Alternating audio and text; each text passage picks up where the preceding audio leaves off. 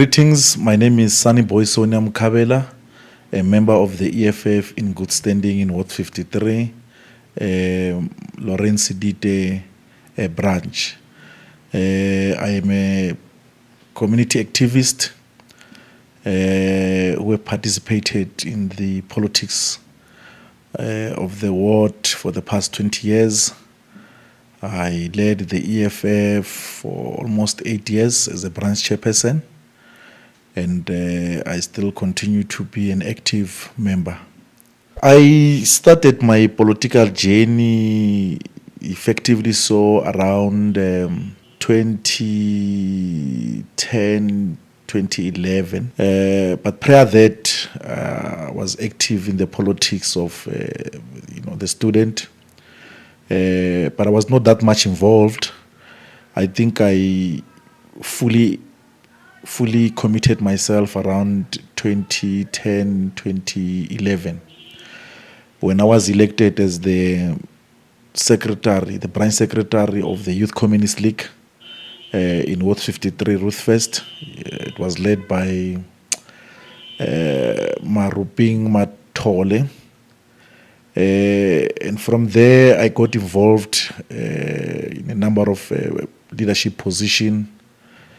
I was the first chairperson of Ward 53 Unemployed Youth Forum, where we were fighting for young people to get employed in local projects.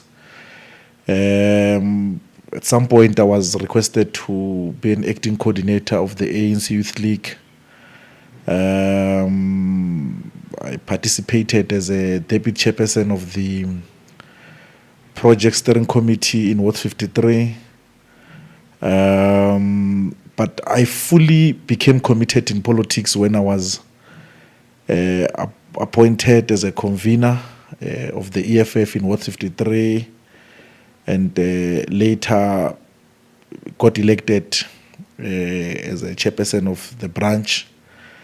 And I think I became an activist by default. That's what I always tell the people. It was, conditions that, pushed me to be an activist. Being born from a poor background and, staying in township, observing the poor conditions that our black people are going through, and that really motivated me, inspired me that I need to be the change that I want to see in the world. And that's how I got motivated to be an activist and to be a political activist and participate fully, not only in the party politics, but also in the community activism. That's how I started to be involved. I must say that our generation was inspired by the likes of the Commander-in-Chief, Comrade Julius Malema, and his generation, the economic freedom fighters generation, that really unpacked the need for young people to participate in politics and drive this agenda of bringing change, both politically and economically. When I look back, and I'll be more specific in the 15 to 20 years of my political participation, I think one of the first things that I'll be proud of with the collective is the political activism that we have brought into our area and our peers. We have made politics to look interesting. When we entered into politics at a very young age, most of the young people in our area, they had no interest of participating in politics. And we made that thing to look so simple but also interesting. We've played a major role in terms of building leadership in most of the young people. When I look at the councillor candidate in the previous local government. These are people that we recruited into the politics space. These are people that we built and equipped politically. So that is one of the things that when I think of of the political journey, I'm very proud of that we have brought politics to the young people. We have made them to understand that it's important for young people to participate in politics, because a young person who says, I do not care about politics, is simply saying he does not care about his or her future. Because politics controls everything. It controls the price of the bread. It controls the price of the clothes that we wear. Everything is controlled by politics. So that's one of the highlights. But secondly, we have managed to put proper systems and structures in place in our activism. And I would simply say this in terms of the local projects that are taking place in our area. In most of the cases, it was only certain people who used to be hired, who are close or have proximity to the leadership in politics. And we are the generation or a group of leaders that introduced things such as your database. When I was the deputy chairperson of the project steering committee, I led and lobbied for that view, that it cannot be correct that the councillor will only hire in Slovo and Lifuring and call a public meeting. We need to put our systems and structures in place. We need to have a database where all unemployed individuals must go and register, where interested SMMEs must go and register, so that when there's opportunities, all the VDs in our area or all the areas in our ward, they are being considered. So we lobbied for that view. It was not easy. We lobbied for structures such as the project steering committee, for forums to exist, whether it be religious, sports, and the political ones. We lobby that there must be unity in the community, so that we share a similar vision. We might differ in terms of our political affiliations, perspective and ideology, but what's more important is that we must be a community that shares a vision, a community that is dreaming of building something big of its own. We were in the forefront of opening doors when it comes to Harmony Mine, which is one of the economic sector in our ward. And before our activism, there was no one local who was hired, whether from the business side of things or from labor side of things. And we organized a number of marches to demand that the mine must hire locally in terms of labor. Equally, they must also source out business, people with business interest from local. We continue to make those demands even today, that the mine must invest in legacy projects.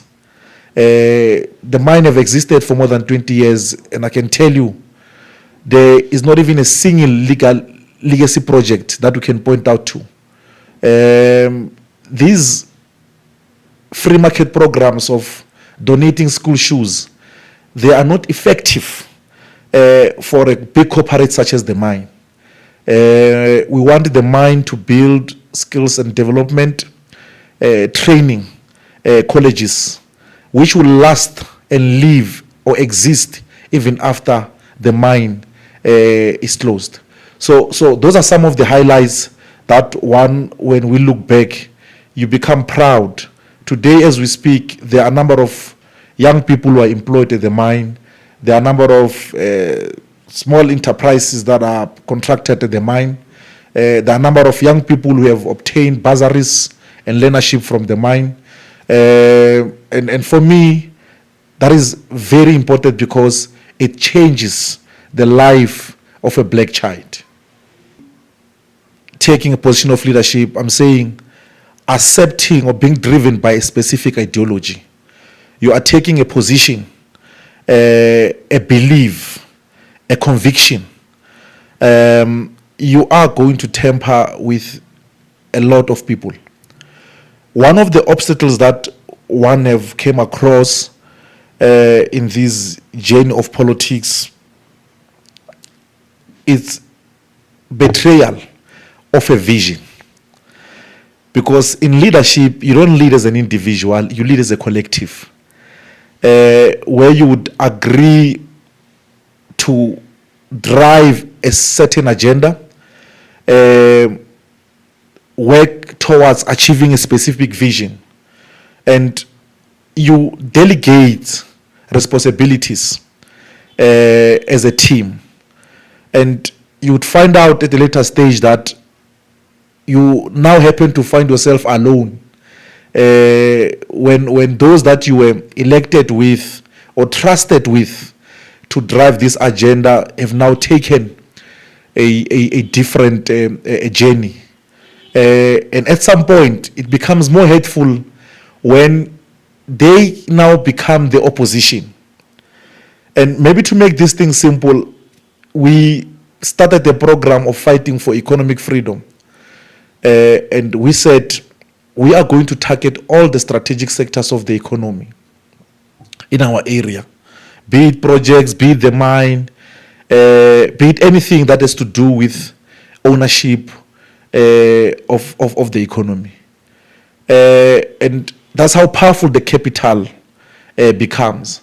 Now, some of our team got recruited by the enemy, and you find yourself standing alone, and everyone fighting against what you stand for, labeling you with corruption and other names.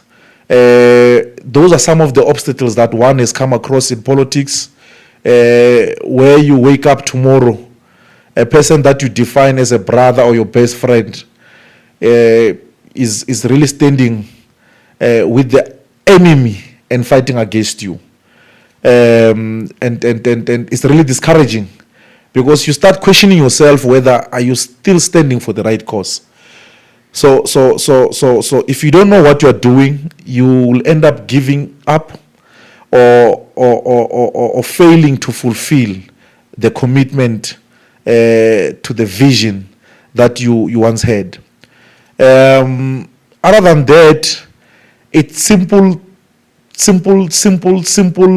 challenges such as propaganda, where people just formulate a story, use social media to spread it, and our people believe everything that they get from the media. So it becomes difficult when people are defining you and being inspired by a propaganda and not knowing you exactly who you are. But the moment that they meet you and they get to understand the kind of person you are, they then realize that we're misled. This is not the kind of person we thought that we are dealing with. So those are some of the challenges that one would come across in the journey of politics. People come and go, and it becomes difficult because you cannot work with people that you cannot trust. So you trust people with important and sensitive information, and at the end of the day, you wake up the next day, they are not there to serve and protect the vision that you seek to achieve as a political activist. I would focus mostly on the economic issues. We are the generation that is fighting for economic freedom. Those who came before us, they sacrificed their life to fight for freedom, political freedom. However, I belong to a generation that holds the view that political freedom without economic freedom is meaningless. we ought to fight poverty, we ought to fight unemployment, we ought to fight underemployment, we ought to fight inequality in our society, and ensure that we fight to become a developed country.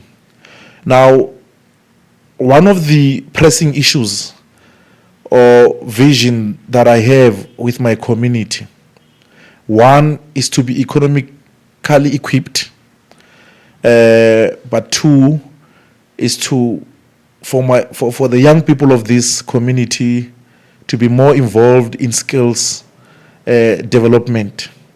We need to attain skills. Not all of us can be academic or professionals. I think we need to drive the skill issue and invest in it. Hence, one of the demands that we have made to Harmony Gold Mine was that they need to build a skills development and training college where we're going to produce your artisans, your welders, and so on. Because the education that we were fed with, that go to school, get good grades, go to university, and then after look for a job, is no more sustainable. We have a lot of young people who are graduates and they can't be employed.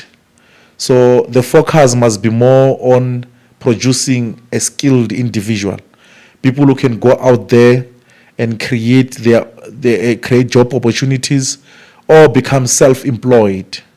So that is the vision that I have for my people in Ward 53. And Soweto at large, of course. I would like to see more trainings, more skills being provided to our young people. I would like to see more young people being engaged in business, and not in tenderpreneurship per se, but in more being an entrepreneur,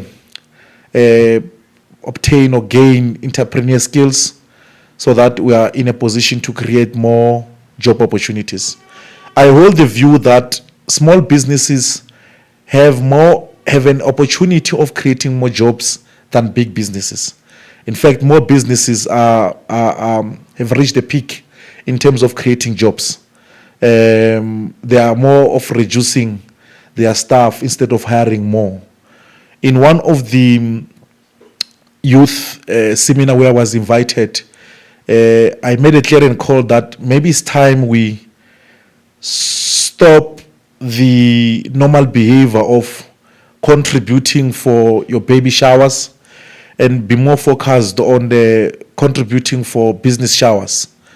Because we can come together and contribute for something which is not sustainable. But we can come together and contribute or work together to build something of a legacy. So if we can focus on those two streams, provide more skills, build more businesses, develop entrepreneurs, and move away from this mentality of tenderpreneurs or tenderpreneurship. Get more young people to be in the manufacturing sector, industrialize, and equip our young people with skills. I have a vision for Ward 53, and I'm glad that some of the things that we spoke about years back, they are materializing. We are the generation that fought that there must be a garage in Ward 53, and it's going to happen in a few months. We are the generation that have called that there must be a shopping center. We cannot be moving around to our nearest shopping center. We need to start building our own economy in Ward 53 because we are a developing area. And therefore, we cannot support a development that only produces a resident area, a residential. We also need to think of sports, build proper sports field that will accommodate for soccer players, rugby players, netball, and other sporting code. We want to see people participating in small-scale farming so that we are in a position to produce our own food as a community and be able to promote our product in the nearest markets and ensure that we are building our own economy. So I strongly believe that Ward 53 will be the economic center of Soweto and Johannesburg at large, given the fact that we are still developing, and therefore we have an opportunity to do things correct instead of repeating the same mistake that was done by the apartheid government, whereby we classified a community only in terms of residential. There must be activities, there must be economic activities, there must be social activities. It must be a community that accommodates life in all aspects. Personally, I believe in the 21st century community activism. And the basics of that suggest that the people come first. Consultation is key. As a leader, when you are elected to lead, you are not elected because you are more knowledgeable or more smarter than those that you are leading. The community or those that elected you, they elected you to become their mouthpiece and their voice. However, the most important aspect in all of this is consultation. And consultation will then require that we need to be on the ground with our people. We need to live amongst our people. We need to love our people. You cannot lead those that you do not love. What inspires a revolutionary above everything is love. You need to have love for your people. And therefore, by so doing, you'll have a deeper understanding of what your people are going through. You will not suggest or think on their behalf. You will know because you live amongst them. So the scientific strategy will be very simple. Be on the ground, listen to the people, provide platforms where people can express themselves. And once you have done so, you are able to consolidate the voices of the people into a vision. And once you have that vision, you then develop a strategic plan how to achieve that particular vision. That will include you delegating capable men and women who are committed to serve their people and execute their responsibilities correctly, so in ensuring that whatever that was demanded by our people is fulfilled. You know, our people, they are not asking for luxury things. They are not asking the government to purchase them Gucci or Louis Vuitton. Our people are demanding basic needs. They are demanding water. They are demanding electricity. They are demanding food. They are demanding jobs. They are demanding education, access to education. And those are the basics demands that our people should be given to. They're not asking for too many things. You know, white people, when they say they are poor, they still have something in the bank. They are staying in a double-story houses. They can still afford to attend a rugby game. They can still afford to travel. When we speak about black poverty, we are speaking about a situation where when you enter the house, you can smell the poverty. They spend nights without eating. There are no proper clothes for their children to go to school. They have nothing at all. And I think as leaders, that is what we should be focusing on.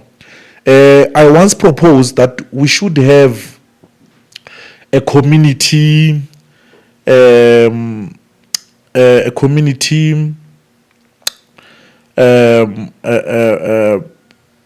do you call this? It's more of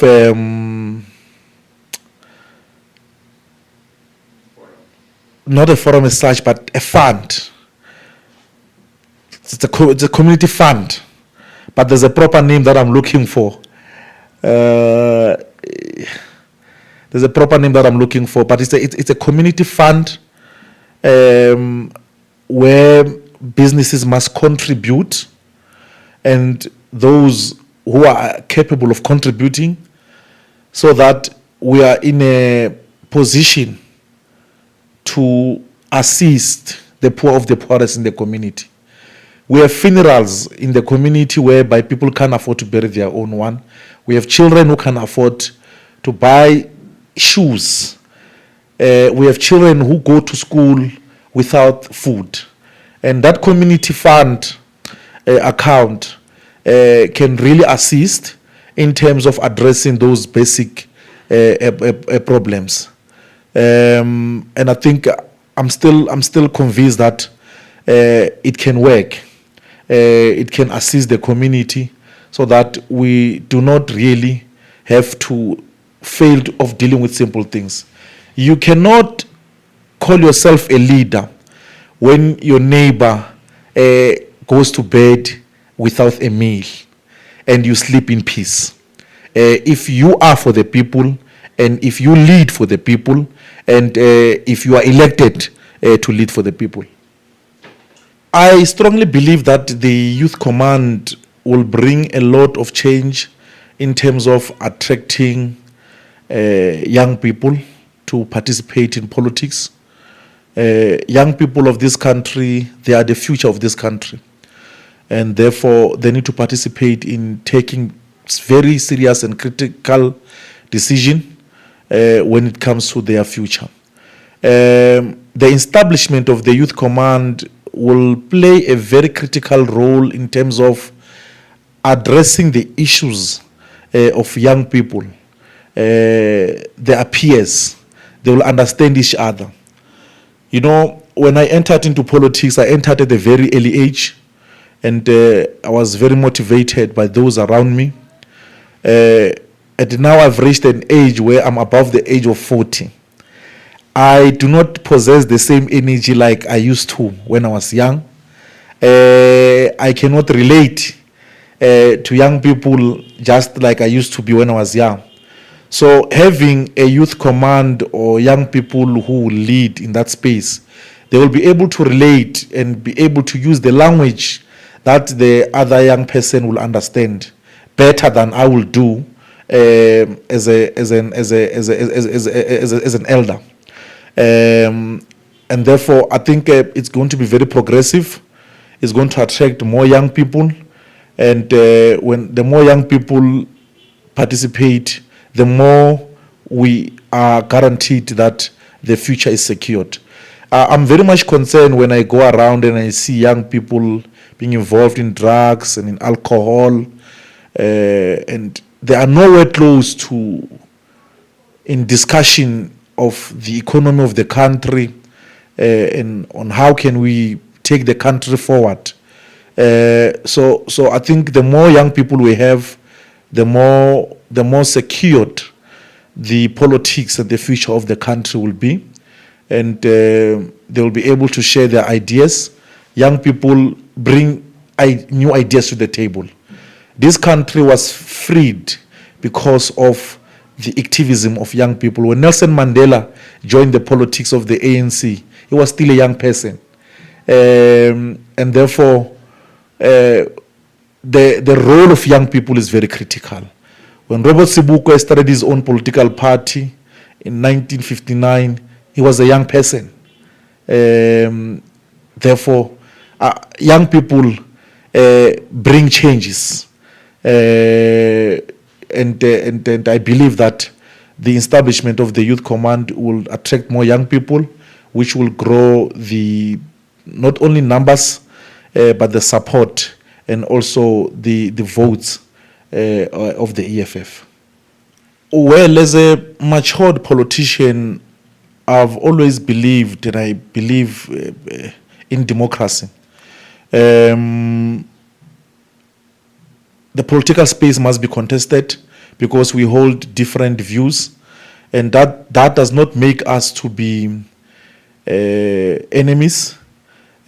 However, when it comes to the issue of the MK at the branch level, we have always made it clear that we are not friends, and will never be friends. We contested the space. I remember when I contested as a councillor candidate in 2016, it was the first time where the ANC got to lose votes, because they used to win with majority. Now we came to the space and we took a number of votes. It went further to 2022, 2021 and 2022 by-elections. We reduced the ANC to a mere 34%. They performed below 50%. For the first time it happened. So it's a contested space. You engage the community, you share your ideas, and I think democracy is maturing in our society, where people no longer vote for a political party because of Nelson Mandela, but they vote for a political party on the basis of the political party manifesto. There was a confrontation with the newly members of the MK, who took it very personal and created a video with propaganda, insulted my family and so on. I never took them serious, because in the political space I choose who to respond to. I only engage my equals, and then others I teach. However, with that video with insults, I think the only time where I got touched is when my daughter, she was in school, and she got in a space where she was, ridiculed, because, children saw the video there, and then they started laughing and so on. And I was called at school that your child is crying. Apparently there's a video circulating. You are being insulted and so on. That was the only time where I felt it shouldn't be getting to my children. When we're in a space of politics, we can attack each other, but immediately we make it about family, it then becomes a personal issue. But then I sat down and I reflected and I said, as a leader, you are going to take position and utter a statement which might not be comfortable in other people's. And when they fail to attack you politically, the last option they have is to tackle you personally. And I had to let it slide. But later on, to see that those people were just doing foolish things, they had to come and apologize. And as a matured politician, I don't take anything personal. I had to let it go, but knowing very well that politically we are going to punish them. We are going to be everywhere. We're going to talk to our people. We're going to ensure that we share our vision with the public, so that they can know that we stand for the people, we stand for the community. We are going to be on the picket line and drive an agenda for service delivery, and ensure that our people believes in what we are saying and what we are doing, because the EFF is the last hope for our people. There's no other alternative party that can really fight for the interest of a black child, just like the EFF is doing. A revolutionary is a doctor of society. And the primary task of a revolutionary is to reproduce after your own. But that also includes to educate. We must never be tired to explain ourselves to our people. Continuous engagement is very strategic. We need to continue and engage our people. So even during tension, I've learned to remain calm. I've learned to express my ideas or my views without fear. And I've learned to listen to the next person. But the most important thing, I think, is to educate our people. A lot of people who entered into politics, they entered for wrong reasons without understanding what do they stand for. And I said this in a youth seminar, that I see a lot of young people in the ANC Youth League and those who are in the MK who take the platform to insult us. They were never there when we started. Most of them, they just arrived now. They don't understand what they stand for. They don't even understand what they've joined. They don't even understand the constitution of the ANC that they've joined. I don't want to talk about the MK guys. Those are just a group of criminals who want to take the platform to insult us as the EFF at the branch level without even understanding what we stand for. However, we'll be very patient with them. They will learn. They'll come to a point where they understand that we've been involved into this thing from a very early age. We are not into it for any personal gain other than freeing our people from the bondage of slavery when it comes to the economy. And therefore, the best thing that one can do is to remain calm. Let them insult you. At the end of the day, they are in no position to decide your destination. We know where we come from, we know where we are, and we know where we are going. So therefore, I don't think it's important to focus on what other people are saying about you and how people choose to define you. There's a saying that says, those who define you, they can't really defile you. So one has to stay focused and promote peaceful engagement, and political education is critical. The economy is a very complex matter. And I would go back and say, without the land, South African economy will never grow. That's why the first and important pillar of the EFF is expropriation of land without compensation for equal redistribution. Because the land is an imported factor. The land is economy on its own.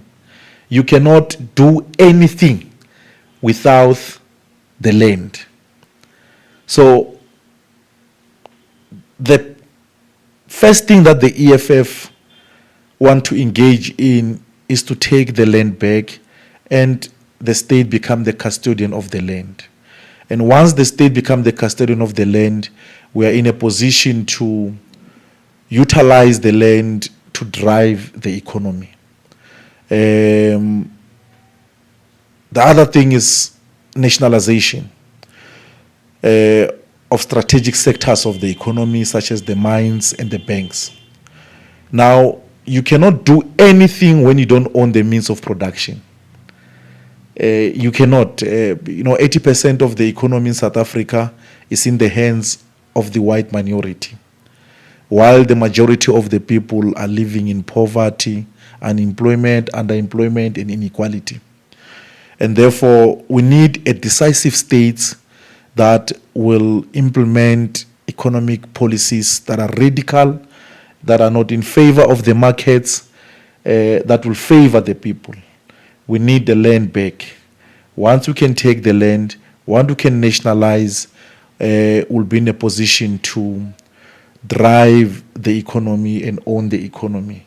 And once we own the economy, we'll be able to produce our own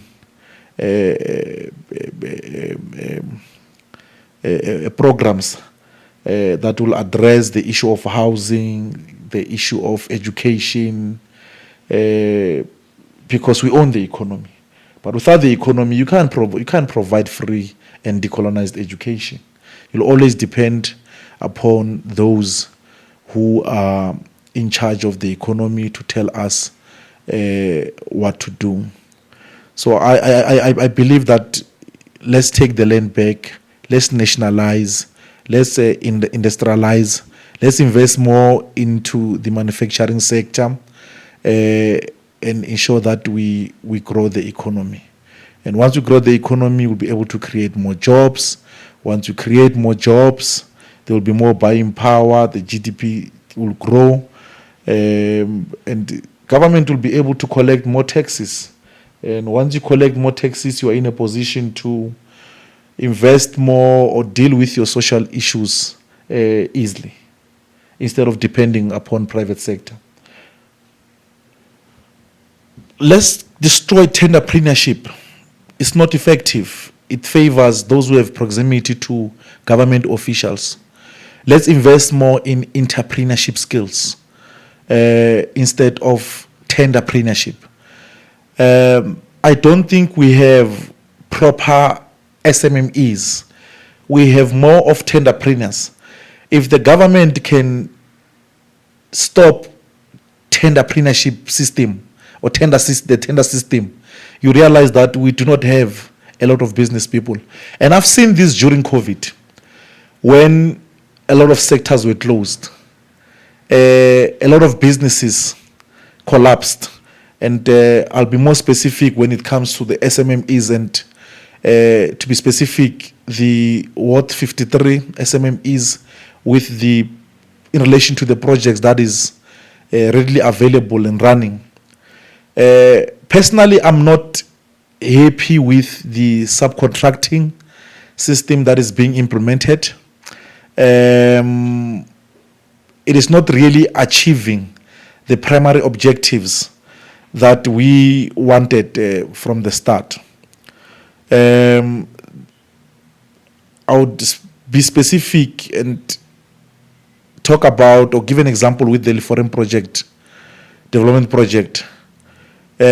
You have big companies such as Rubex, Urban Dynamics, and others that have existed and participated in Ward 53 for the past 10 years. If we can look back and say, how many companies did these companies developed in terms of skills, expertise, you realize that there's none. Because if there was, we will not be having Rubex still doing the work today in Ward 53. We'll be having K Construction, which came in as a grade 1 and now is on a grade 8, and they've either partnered with Rubex or they are on their own doing the work. So I don't think that the program is effective. It is not well structured. I can appreciate that, Retro Sebetsa is a partner to LDC, is trying their level best, but I don't think the commitment is really producing the desired results. I think by now we should have had our own main contractors. We should have had our own suppliers. We should have had our own bricks manufacturing company in Ward 53 supplying the RDP housing project. It's not happening. And I don't see it happening because the community leadership, they are very much divided. They don't share a similar vision. Everyone is for themselves. They are fighting for individual interest instead of a community interest. But I believe that if the SMMEs can come together and associate politicians, because the biggest factor in these problems is politicians who get involved in business discussion without any basic business knowledge. You can't, as a politician, discuss rates when you are not the one who's going to participate in that construction work. So we need more of an organized SMME structure in the form of business chamber or forum who share the similar vision, who understand the business in and out, who can sit down and engage. Politicians must just come there as a supporting factor instead of driving this engagement. So I believe that once that can happen, we'll be in a position where we will have entrepreneurs who will not be only interested in terms of participating in building, but will also say we want to supply, We want a piece of land and construct a student accommodation building. We want to construct or own a mall. When the mall comes, we want to own those franchises. Want to participate in a small-scale farming. Those are long-term and sustainable businesses that can really create more jobs, but last for long and build legacies for our people. So I believe that we need to invest more in SMMEs, but provide more training in those SMMEs. I believe that they should stay under the control of the state. I don't know where the notion that says anything that is being led by or managed by private sector, it's, doesn't have corruption. That notion can't be proven scientifically or otherwise. For the fact that we have had a ruling party which was full of corrupt individuals, it doesn't mean that a change of political party, things will remain the same. So I believe that those are very critical to remain under the state. They should be controlled by the state and hire individuals who are qualified with expertise, knowledge and skills, and who are not corrupt. They will produce results. Comrade Julius Malema is the future president of this country. He's been there for everyone when no one else was there. If it was not him and his generation, South Africa would have collapsed by now. This is a leader who came into the politics of South Africa and changed the political landscape. When everyone thought everything was under control, he exposed the corruption of the ruling party. But not only that, he introduced radical economic policies. And that is the reason why he was expelled from the ANC. He started his own political party, which attracted a number of young people, a lot of young people. In fact, he collapsed the ANC Youth League. He's consistent in what he's saying. If you can go back to the archives, when he was the president of COSAS, he spoke about free education. He's still speaking about the same thing today. When he was the president of the Youth League, he spoke about expropriation of land without compensation. He spoke about nationalization of mine, banks, and other strategic sectors of the economy. He's still speaking about the same thing. He is the leader of this generation. And one day is going to be a president of this country. And I can't wait. I can't wait the day he is going to enter into the Union building as a president of this country. That is the day I will stop my political activism, because I would have achieved. A great leader would have entered the office. A great leader will start an economic mission as a president of this country. So not only myself, all young people who believe in the cause for economic freedom in our lifetime, we believe and trust in his leadership. He's the most attacked leader, but he stands still. He stands committed, and he stands for a black or an African child. So he's our leader, he's our hero. We believe in him. There is no Julius Malema. In fact, there's no South Africa without Julius Malema in the future. He's the future of this country. I would like to be remembered as a leader who produced other leaders, as a person who have identified talent and never got intimidated or jealous of those who are coming after me. So I want to be remembered as a person who have invested in other people. We have produced successful entrepreneurs, leaders with integrity. I just want to be remembered as a person who was always available for his family, for his close friends, and who participated a lot in terms of developing other people.